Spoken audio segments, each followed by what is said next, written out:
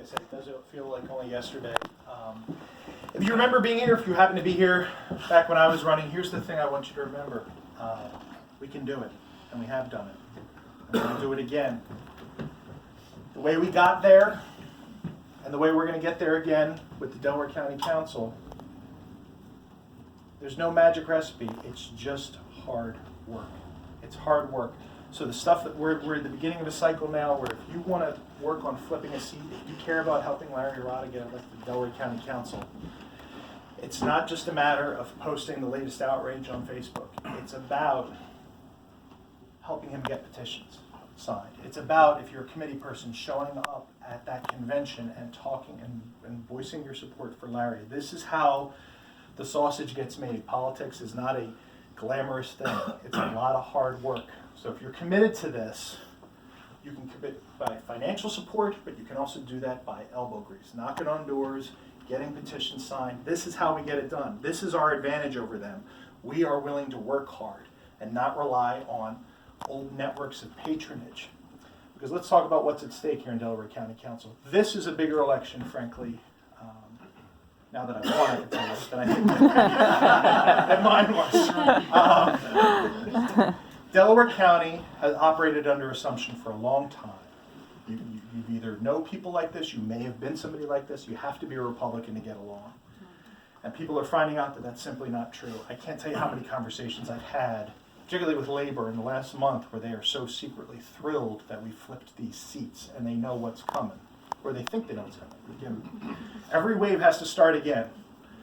But the fundamental guiding philosophy of the Delaware County Republican Party is passing on favors to their family and friends. It's just that simple.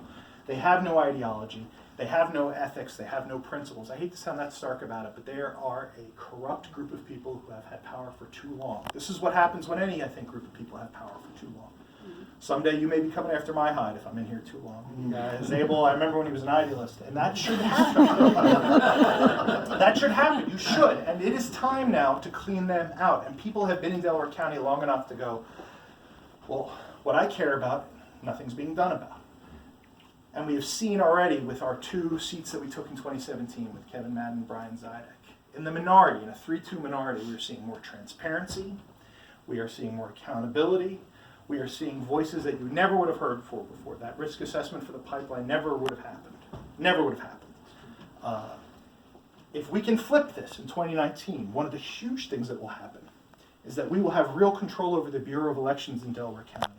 And anybody who's ever had to work elections in Delaware County knows it is a constant triage of people seeking to violate voter rights. And that is all really, really important. And if we can flip that, that's going to be huge for us. And it's important. The only way we can do that is with quality candidates like Larry. So I'm happy to be here, and I can tell you some of the things that happen when you elect somebody. And the seat that I won, for example, hadn't been won or held by a Democrat in 40 years. Delaware County Council has got a similar, in fact, kind of worse history. Things don't change in a minute, but the 163rd, for example, has gone from someone who will vote against women's reproductive rights every single time to someone who will vote in favor of them every single time. Bills that I am co-sponsoring, I've already co-sponsored, are things like same-day registration for voter access. Equal pay for equal rights is a bill that I'm working on. I'm on numerous gun violence, including an assault weapon ban bill. This is stuff that my opponent never would have signed on for, and this is the kind of thing that we'll see. I don't want to get too much into Larry's stump, but I've read his platform, I know what he stands for, and I couldn't agree more with it. He's a man with good ideas, and he's thoughtful. He doesn't just have the tagline, he has the ideas behind it. And I think most of the people in this room know that Larry is somebody who will bring thoughtfulness and thoroughness, which is what we need. Because Democrats too often in the past have been about, it's easy to make a sign and stand outside somewhere. But then we have to govern, and we have to be able to do it and show people why their faith in us was well-founded. And that means sometimes taking a long view with legislation and how you approach things. And I have full confidence in Larry's ability to do that. When he asked me to speak for him, I said I was happy to do it. We can't get overconfident. We can't. This is I'm thrilled to see the turnout here. We have to do this.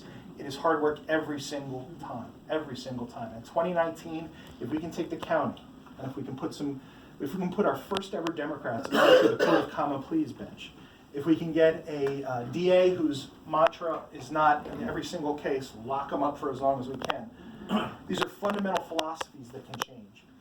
This and a positive thing, believe it or not, is that it will force the Republican Party to come back once we pound them into the ground and they need to be grounded into dust. It's true. And then they need to rebuild, and they need to come back. They need to come back with ideas, because a one-party system is not a good system. I want a party that I'm having actual exchanges with, actual ideas. That is not what's going on right now. This is just, we are going against cartoon political villains in Delaware County. It's that bad. And we are actually doing a favor. There are good Republicans in this, particularly in this, the Havertown 9th, which I didn't win, but it was close. There are some good people in there. Some Republicans voted for me because they are upset at what's going on. And that's an advantage that we do have in this election, because there are good people here who might believe foolishly in supply-side economics or something like that, but they will vote against entrenched power and corruption, and that's really important.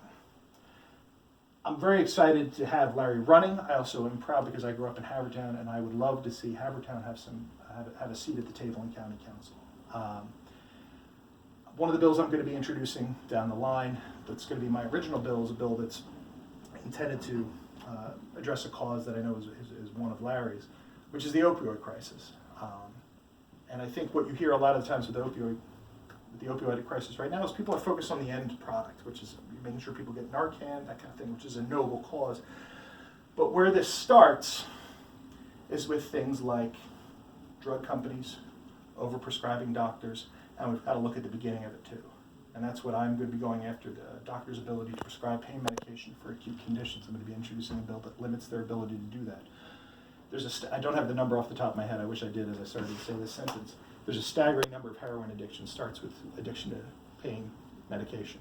I have a lot of doctors in my family who witnessed firsthand what happens is the drug companies created this mentality that we're supposed to be pain-free for the rest of our lives, like in any type of injury, and there's no downfall to being prescribed this. So people get prescribed pain medication and they take it. And many times they don't know any better. The doctor just says, here's a 30-day Percocet, take it.